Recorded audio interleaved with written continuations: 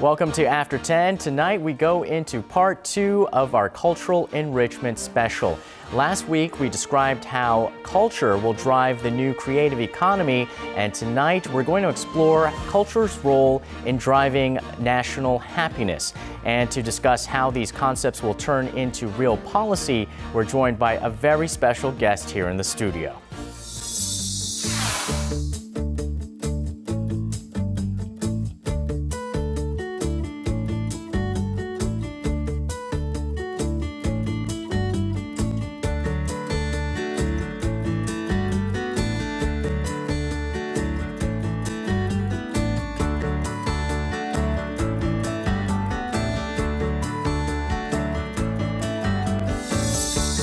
Thank you so much for taking the time to speak with us today. 네, 만나서 반갑습니다. 네. So you've been very busy. What's been keeping you so active these days? 우리 박근혜 정부가 출범한 지 6개월이 되었습니다.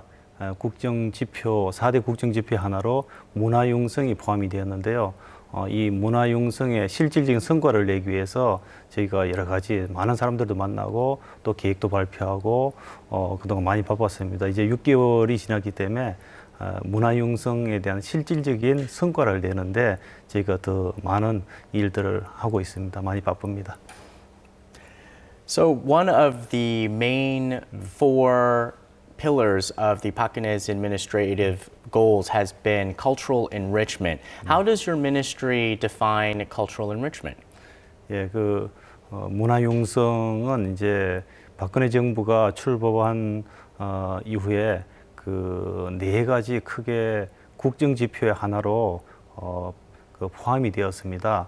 이 문화융성이라는 어떤 그 개념, 이것이 참 쉽지만은 않은 그런 개념이긴 합니다만 저희는 단순히 우리 국민들이 문화예술을 향유하고 즐기는 이런 차원을 넘어서서 문화적 가치가 정치, 경제, 사회, 경제 모든 분야의 어떤 기본 원리로 작동해서 우리 대한민국을 이끌고 나가고 우리 대한민국 국민들이 모두가 행복해질 수 있는 그런 기본 원리로 작동하는 것, 이것이 문화융성의 어떤 기본 개념이다 이렇게 보고 있고요.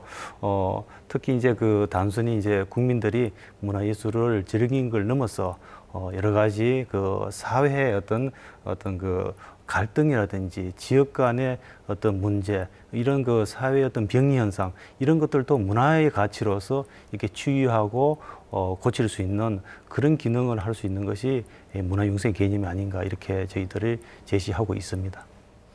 We have many pressing issues at the moment, mainly in political and economic spheres, but the president still seems to stress that culture is just as important. Why is that? 경제 성장을 위해서 사실은 문화라는 것은 사실 생각할 겨를이 없었다 이렇게 생각할 수 있습니다. 그런데 이제 지금 우리 대한민국의 위상이 굉장히 커졌습니다. 지금 이제 국민 소득은 2만 불을 넘어섰고요. 무역 1조 달러를 넘어서서 세계 11대 12대 1위 경제 강국으로 부상을 했습니다. OECD에 물론 가입했고요. 그런데 지금 우리 대한민국에 살고 있는 국민들의 어떤 삶의 질이라든지 행복 지수 이런 것은 여전히 OECD 국가 중에서 27위로 아주 가장 낮은 부분을 보이고 있고요. 그래서 이런 어떤 사회적인 문제라든지 국민의 어떤 불행한 어떤 의식 이런 것을 해소를 하고 이런 것을 문화의 가치로서 치유하면서 우리가 또 이 국민소 2만 불 넘어서서 3만 불 이렇게 새롭게 또 성장하고 그럼으로써 또 이 문화가 어떤 국민의 어떤 행복뿐만 아니고 새로운 경제의 어떤 발전에 어떤 기여하는 동력을 만들어 보자 하는 취지에서 이 문화의 가치에 주목을 하고 있지 않나 이렇게 생각이 됩니다. So there is a very important role for culture to take place in the nation's continued development, and the president has linked culture to national happiness. For people who aren't that aware of how those two can connect, how do you link those two? 문화융성과 어떤 국민의 행복을 이렇게 연결하는 것, 이것이 사실은 어떻게 보면 쉽지 않아 보이는데요. 근데 또 어떻게 보면 이것이 아주 당연해 보입니다. 행복이라는 것, 해피니스, 행복이라는 것은 어떤 그 물질적인 것만 갖고 채워질 수 있는 것이 아닙니다. 행복은 사실 상당 부분은 또 정서적인 만족, 정신적인 충만감 이런 것이 채워져야만 행복을 느낄 수가 있는 부분이거든요. 그래서 문화가 중요한 것입니다. 문화적 가치가 중요한 것이고요. 그래서 이런 우리나라 국민들이 어떤 문화에서 어떤 삶의 질을 향상시키고 그럼으로써 이 행복을 느낄 수 있지 않은가. 그래서 문화 융성에 있어서 아주 국민의 행복에 있어서 가장 중요한 것은 문화적인 어떤 만족감, 정신적인 만족감을 문화를 통해서 이끌어내는 것이다. 이렇게 말할 수가 있겠습니다. So how does the cultural administration put national happiness as a priority? 우리가 우선순위를 이제 국민 행복에 두고 있는데요. 우리 국정의 모든 어떤 최종 목표, 그것은 국민 행복인데 이게 문화를 통해서 어떻게 그것을 그러면 우선순위로서 이걸 달성할 수 있을까 이런 측면에 있어서는 저희가 지금 우선순위에 두고 있는 것은 국민들에 있어서 문화 격차를 해소하는 것입니다. OECD 국가에서 우리 대한민국 국민들이 가장 노동 시간이 긴 나라입니다. 가장 많이 일하고 있고요. 휴일 수도 가장 우리 대한민국이 사실은 적습니다. 물론 이제 이런 것을 통해서 사실은 노동력을 집중 투입해서 사실 빠른 시일 안에 대한민국이 이제 경제 성장 어떤 기적을 이루었는데요. 이렇게 해서 사실은 어떤 성장의 한계가 있다 이렇게 생각을 합니다.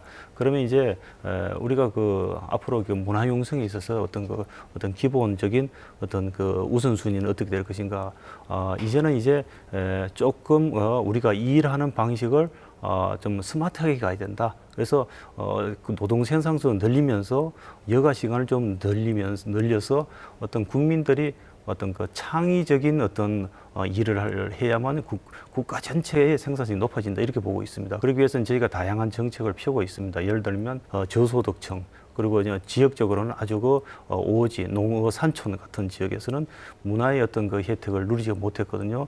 이런 쪽에서는 저희가 문화 바우처 사업이라든지 아니면 저희가 문화시설 인프라 부족하기 때문에 찾아가는 영화관이든지 작은 영화관이든지 어떤 방방곡곡 문화 서비스 어떤 이런 부분 이런 것들 정책을 통해 갖고 계층 간의 지역 간의 문화 격차를 해소하는 그런 정책들을 우선적으로 추진하고 있습니다.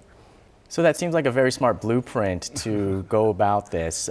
What specific types of programs or I guess you alluded to some infrastructure will people see that makes the cross-section between national happiness and cultural enrichment? 도시 개발을 할 때 있어서 전에는 일단 낙후된 어떤 주택 이런 것들을 다 철거를 하고 거기다가 고층 건물을 지어서 많은 개발하는 사람들한테 경제적 이익을 이렇게 돌려주고 거기서 일자리 창출하고 이런 것이 도시 개발 방식의 어떤 기본 방식이었습니다.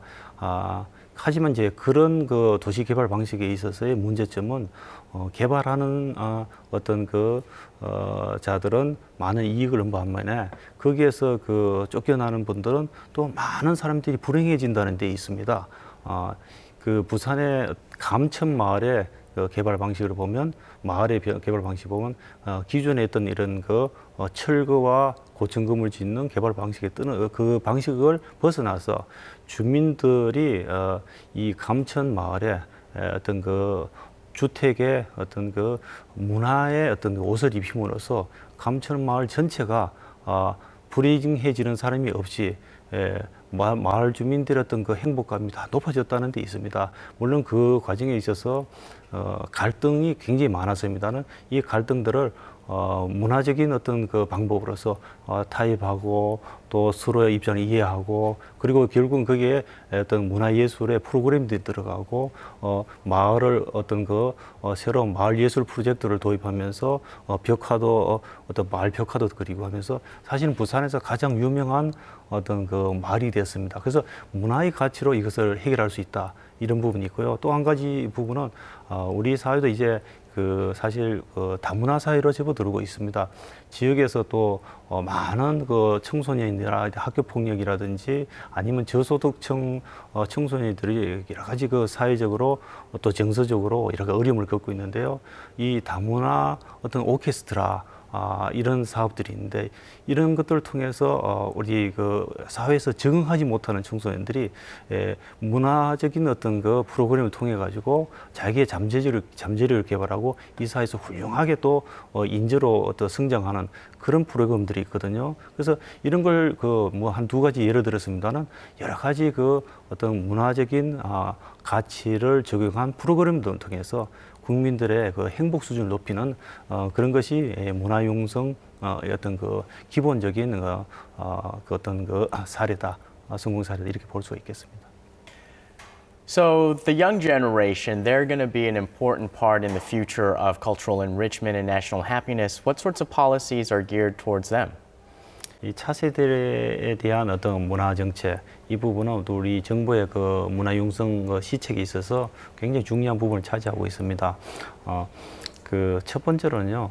저희가 그 우리 자라나는 학생들, 청소년들이 교육 과정에 있어서 먼저 문화예술 교육을 충분히 받고 자라날 필요가 있다고 생각을 하고 있습니다. 초중고등학교에 그 예술 강사를 다 배치해서 어느 학교만 이게 받는 게 아니라 모든 우리 대한민국의 학생, 청소년들이 교과 과정에서 문화예술 교육을 받을 수 있도록 그렇게 해 나갈 것입니다. 그리고 이제 두 번째로는 이 초중고등학교뿐만 아니고 대학생들까지도 우리 교과 과정 외에 토요일 날은 저희가 문화예술 교육 프로그램을 우리가 그 학교에 찾아가서 프로그램들을 하고 있고 여기는 이제 문화예술에 대해서 좀 더 그 자기들이 좀 더 많이 배우고 싶어하는 학생들을 위해서는 추가적으로 토요일에 그런 프로그램을 운영하고 있고요. 이제 그 세 번째는 이제 금년 하반기부터 처음 시작하는 건데 저희가 그 오페라라든지 발레라든지 이런 국공예술기관에서 하고 있는 큰 공연 예술을 할 때 리허설을 그 공개 리허설을 하면서 우리 24세 이하의 초중고 대학교 청소년들은 무료로 초청을 해서 리허설, 공개 리허설을 좀 저희가 그들에게 개방을 하는 것입니다. 그래서 수많은 민간 예술기관에서 공연하기 전에 공개 리허설에 이런 그 미래 주역들인 어떤 차세대 청소년들에게 공개 리허설 좀 관람해서 어떤 문화적인 어떤 향수와 함께 그들의 어떤 그 잠재력을 키울 수 있는 그런 제도를 도입하고 있다는 말씀을 드리겠습니다. So we often see some keywords associated with this movement: sharing, caring, reconciliation. There's a suspicion, though, that cultural enrichment will only help the privileged. How does it expand to all sectors of society? 그 지금 우리 문화융성과 관리 이제 함께 자주 이제 언급되는 그 키워드 핵심 그 단어들을 이야기해 주셨는데요. 그런 것들이 이제 나눔과 배려 그리고 소통 그리고 화해 이런 것들입니다. 그 사실 이게 추상적이지만 실질적으로 이것이 프로그램에 들어갈 때는 아주 구체적인 어떤 문화적인 그 프로그램들로 연결이 될 수가 있습니다. 지금 우리나라의 중산층 붕괴 이것이 심각한 어떤 사회 문제로 대두되고 있는데요. 저희 그 문화융성에서 봤을 때는 같이 봤을 때는 어떤 그 소득이 일정 수준 이상 됐을 때만 그 중산층이 된다. 이런 것은 그것은 그 맞지 않다 이렇게 보고 있습니다. 그래서 저희는 문화중산층 이런 개념을 도입할 것을 저희가 제안을 하고 있고요. 이것은 뭐냐면 국민들이 소득 수준에 관계없이 어떤 그 문화적인 어떤 그 향유를 누릴 수가 있고 그를 통해서 어떤 내 자신의 생활에 대해서 만족할 수 있을 때 이것은 그 중산층에 속할 수가 있다 이렇게 볼 수가 있겠습니다. 그래서 여러 가지 지금 이제 그렇게 하려고 그러면 사실은 이 네 가지 나눔과 배려, 소통과 화해 이런 부분들은 우리가 그 어떤 그 이상적으로 우리 사회를 정말 우리 국민들이 모두 만족하고 행복해 할 수 있는 공동체 사회로 가는 데 있어 갖고 반드시 필요한 요소들이 이렇게 보고 있습니다. 그래서 지금 이런 것들은 요 네 가지 어떤 그 요소들은 문화 융성에 있어서 문화적인 가치, 문화적 가치의 핵심적인 요소들이다 이렇게 보고 있습니다. 특히 여기 이 중에서 나눔과 배려 이 부분은 어떤 그 저희들 문화적 가치에 있어 갖고 어떤 재능을 기부한다든지 또 상대방의 입장을 배려한다든지 이런 측면에 있어 가지고 가장 핵심적인 가치가 아닐까 이렇게 생각을 합니다.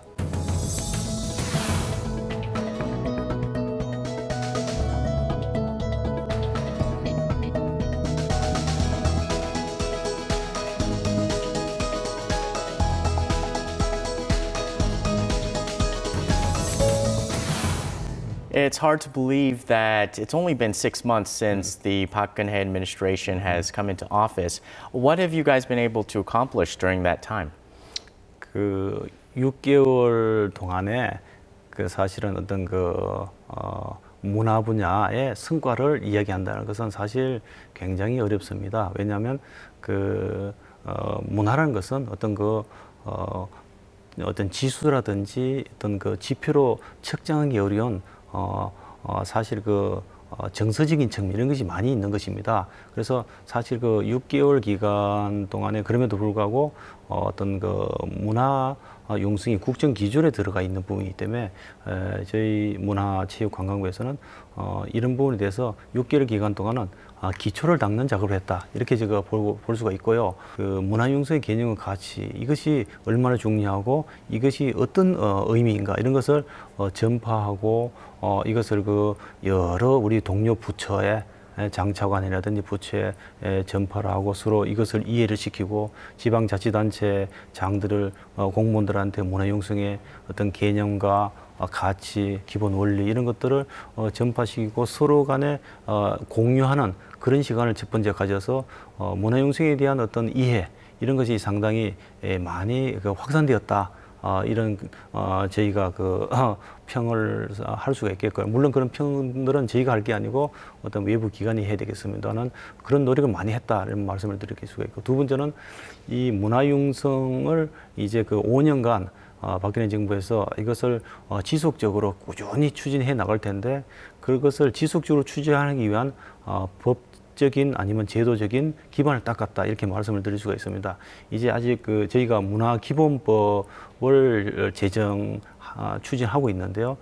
곧 조만간 이것이 문화융성의 어떤 기본적인 기본법으로 이게 이제 작동을 하게 될 것입니다. 그것이 이제 저희는 금년 하반기 11월 경으로 보고 있는데요. 이런 법제적인 기초를 닦았다 이런 말씀을 좀 드릴 수가 있겠고요. 이제 또 한 가지는 이 문화융성의 어떤 개념과 가치 5년간 이것을 꾸준히 이번에 이제 토론하고 우리가 어떤 과제들을 추진해야 될 것인가. 국민들이 또 이 문화융성에 어떤 또 이렇게 참여하는 어떤 장치가 있어야 되는데 그 장치로서 대통령 직속으로 문화융성위원회를 7월에 저희가 출범을 시켰습니다.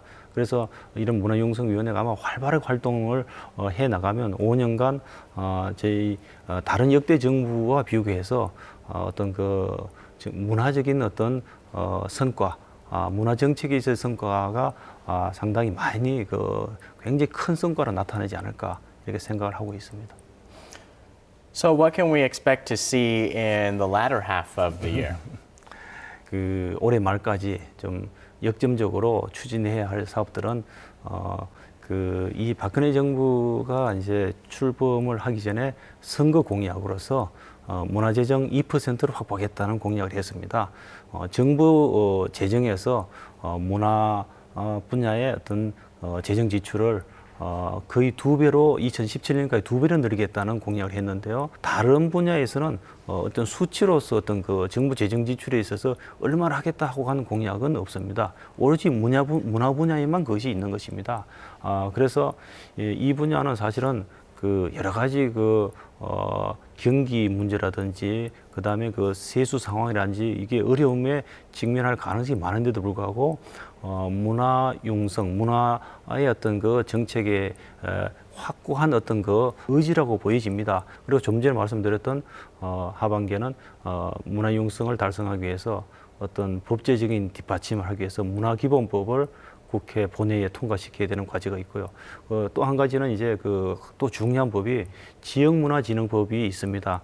지금 이제 문화의 향유는 사실은 수도권을 중심으로 대부분 이렇게 많이 문화 서비스가 되고 있는데 지역의 어떤 지역 간의 수도권과 지역 간의 문화 격차가 굉장히 심합니다. 그래서 지역문화진흥법을 저희가 제정을 해서 지역의 어떤 문화 인프라, 문화 서비스를 확실하게 끌어올리는 그런 법적인 뒷받침도 이번 연말까지 하려고 준비하고 있고요. 마지막으로 이제 10월 달이 문화의 달이고 10월 19일은 문화의 날입니다. 그래서 이 박근혜 정부가 출범한 첫 해에 맞이하는 문화의 날과 문화의 달 때 국민들이 문화의 향수 기회를 풍성히 정말 혜택을 받을 수 있도록 저희가 전국에 있는 국립, 공립 문화예술기관과 지방자치단체 그리고 민간 문화기관들과 저희가 같이 몇 달간 노력해서 10월 달에 한 1,100여 건의 전국에서 다양한 문화 행사들을 하고 있습니다. 그래서 많은 국민들이 이 10월 달에는 정말 문화의 어떤 향기에 푹 빠질 수 있는 그런 시책들을 준비하고 있다는 말씀을 드립니다. And if there's anything you'd like to say to the citizens, we'd like to give you this opportunity. 예, 지금 박근혜 정부 출범 후에 출범 이제 한 6개월이 지났고요. 국정 기조에 문화 융성의 기치를 걸었습니다. 어느 정부와 달리 문화에 대한 이해, 관심, 지원을 5년 동안 꾸준히 해 나갈 것입니다. 이제 문화 융성을 이루어 나가는 것은 사실은 이것이 정부가 정책만 갖고 되는 것이 아니고 국민들이 정말 우리의 문화를 사랑하고 우리의 또 문화재를 사랑하고 우리가 갖고 있는 지역의 향토 어떤 문화라든지 이런 것을 아끼고 사랑하면서 이렇게 같이 가야만 이루어질 수 있는 부분이다 이렇게 생각을 하고 있습니다. 그래서 이런 지역 공동체에서 일어나는 어떤 여러 가지 부분들 이런 부분에 있어서 지역의 주민들이 우리 지역 문화를 정말 아끼고 사랑하고 또 나아가서 그것을 보존하고 활용하면서 또 문화에 대한 어떤 좀 더 많은 관심 최소한 한 달에 한 번 정도는 공연을 좀 보고 한 달에 한 번 정도는 전시회도 한번 가주시고 또 한 달에 한 번은 또 한 권의 책도 읽고 이렇게 했을 때 어떤 우리 국민의 어떤 문화 수준도 올라가고 문화 융성의 세계적인 문화 융성의 대한민국이 되지 않을까 이렇게 생각을 하고 있습니다. Well, very well put, and thank you so much for sharing your time with us and letting the nation know, and also people around the world know about all of the cultural enrichment projects that are ahead for Korea. Thank you so much. Yeah, thank you very much. Join us next time. We'll be right here on Arirang.